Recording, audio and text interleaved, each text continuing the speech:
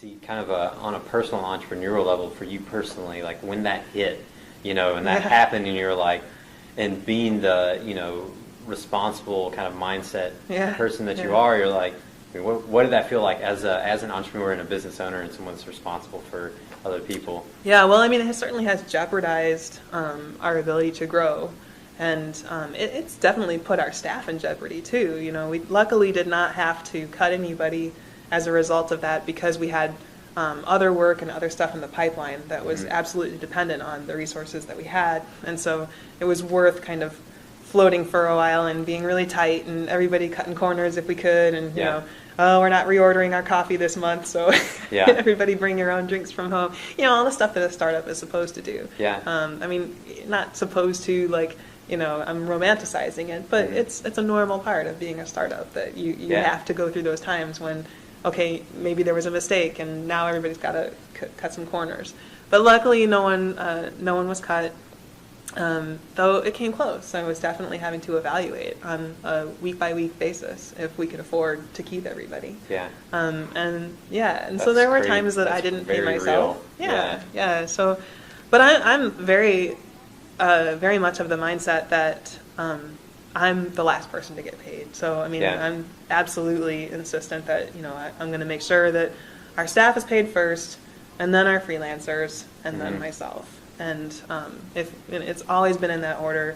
And I know that, there have been times when we've been slow to pay our freelancers, and there have been some people that have been outstanding longer than others, and they've been really great and patient. And then there have been freelancers that did a small amount of work for us, and I was 3 days late paying them, and they freaked out and said, "I'm never working for you again." And I was just like, man, that's so unrealistic. I mean, because it's only happening because we're not getting paid by our people, the clients that we had that were, months and months past due.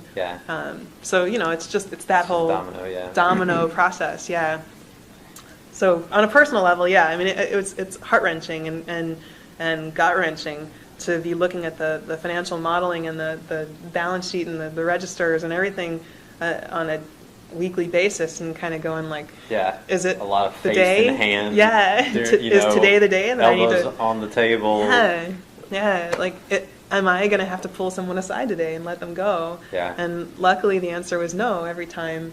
We did have to cut one of our full-time employees to part-time, and she was great about it. But that's so far been the only casualty of the whole thing. So how did you, on a mental and emotional level, what did you use there? What kind of resources did you have, or whatever tools and that you used to really push through that as a leader?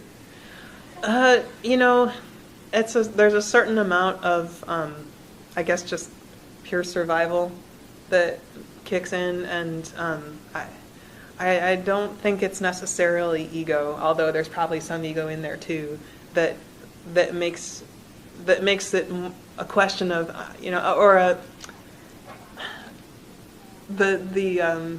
having a hard time articulating it, but the imperative is I am not going down.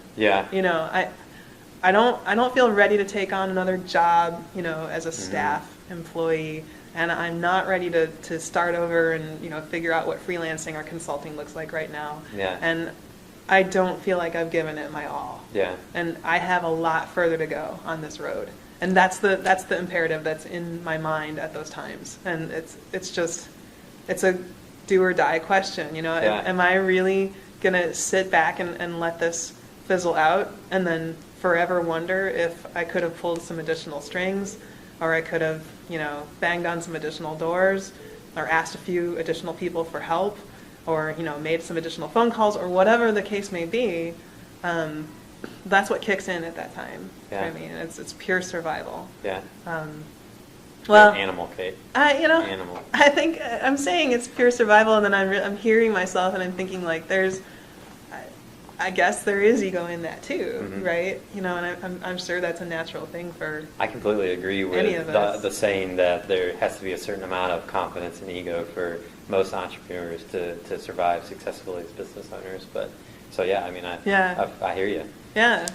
So that's what's going on at those times, and on a professional level, or on a a more tactical sort of execution level, I was just busting my hump and trying to get in front of as many people as I could, and we pulled it off. We got some more clients. We actually closed after that client dropped us. We ended up signing our biggest client to date.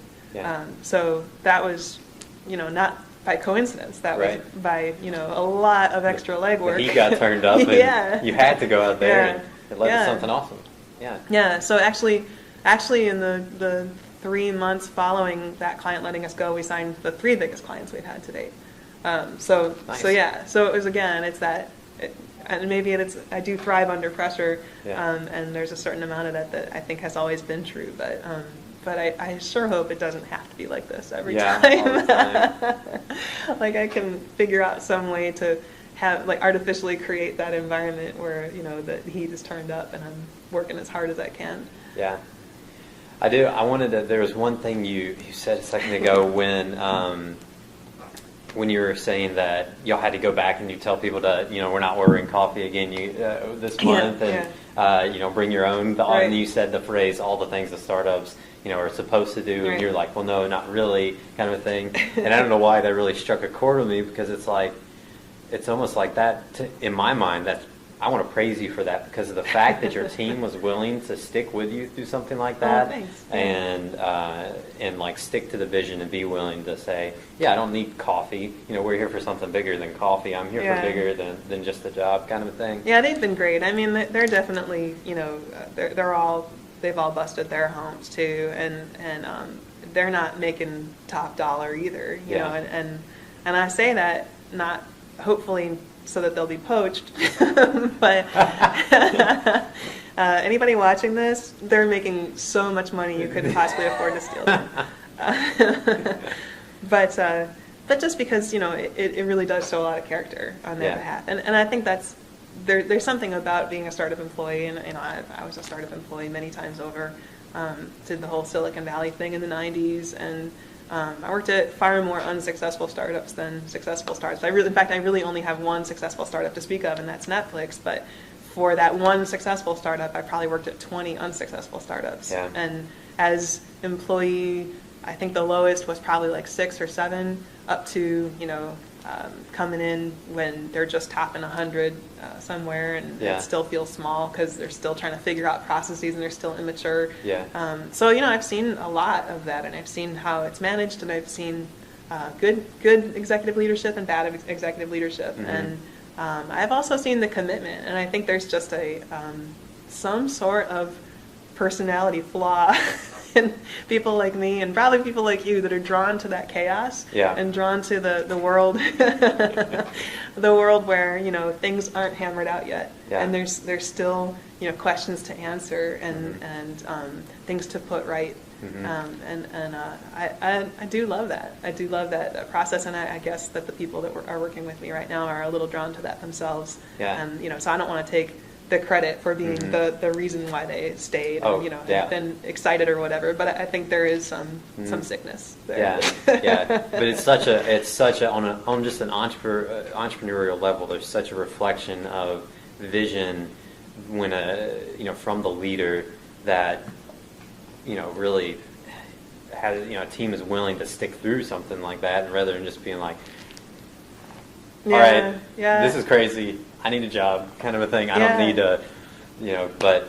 I appreciate you saying that, and it's hard to... But I agree. I mean, it's two sides. But and I definitely have seen that, in my own personal experience, being someone who, has had the checks come late and stuff like that in startups that I've worked for. And it is all about the vision. It is all about, how passionate the leadership is. I mean, there's a balance, right? They have to be passionate, but they have to be confident enough to pull it off. Right. And maybe the more junior people working in startups can't necessarily distinguish. But once you've been through the ringer a couple of times, I think you start to get the hang of, does this person have what it takes to pull it off? And I don't know, I suppose it's definitely a credit to my people that they have sussed it out and decided that either that or they don't know what they're talking about, that they're giving me the credit for being able to do it. I've met some of your people. But I do appreciate that that's how that comes across. And I think it is important that the vision is clear. Mm-hmm. And I bring that up especially because I want the people watching to kind of realize that nuance of the leadership aspect of entrepreneurship and how you create. And you really, you need to cast that vision to your team, and then you really, you need them there for you in that kind of support as well.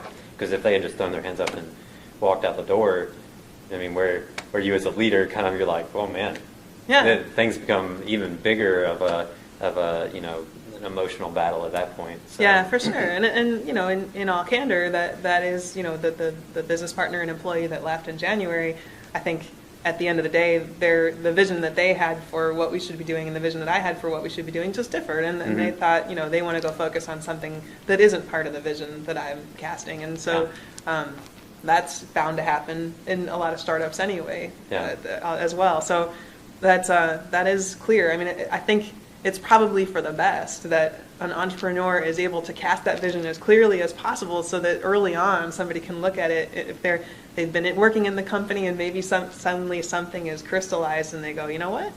We're not on the same page. It's just occurred to me. You've been clarifying this vision, and now I think I see we're not on the same page. And I should go. It's totally fine. They should go and go do their thing and create some new thing that has a different vision and helps reinforce the marketplace that these complementary visions can exist.